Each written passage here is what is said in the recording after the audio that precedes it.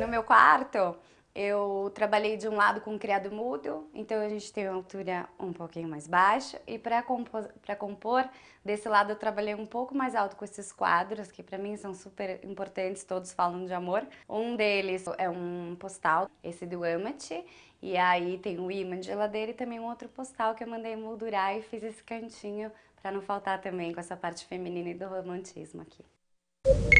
Eu criei essa prateleira aqui onde eu pudesse colocar todos os utensílios que eu preciso na hora de cozinhar. Esses utensílios que eu tenho são todos divertidos. E também os puxadores. Em cada segmento que você vê do armário tem um tipo de puxador. Essa parede eu revesti com tijolos aparentes. E aqui eu aproveitei para fazer minha bagunça. Colocar todos os pequenos objetos que eu ganho, que eu trago de viagem também. A área do lavabo foi a área que sofreu a maior reforma, porque aqui era um banheiro e não tinha necessidade de ter chuveiro em um loft que o quarto fica no pavimento de cima. Então o piso era frio e as paredes também eram revestidas com o mesmo piso. Então qual que foi a ideia? Colocar um piso vinílico de madeira para ficar um ar mais aconchegante. E uma ideia super prática, rápida e com um custo super bom foi esse revestimento da parede, que é uma pintura de lousa.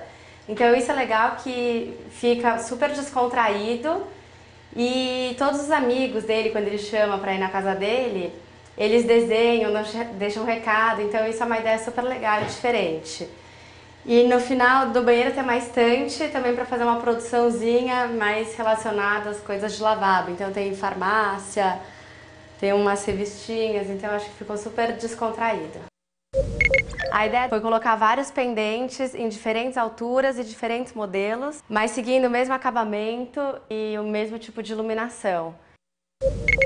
Nesse apartamento, a mesa de jantar ela tinha que servir também como uma mesa de jogos. Normalmente, mesa de jogos é uma mesa redonda. Como aqui não tinha espaço para colocar uma mesa redonda que coubesse bastante pessoas, a ideia foi projetar uma mesa oval.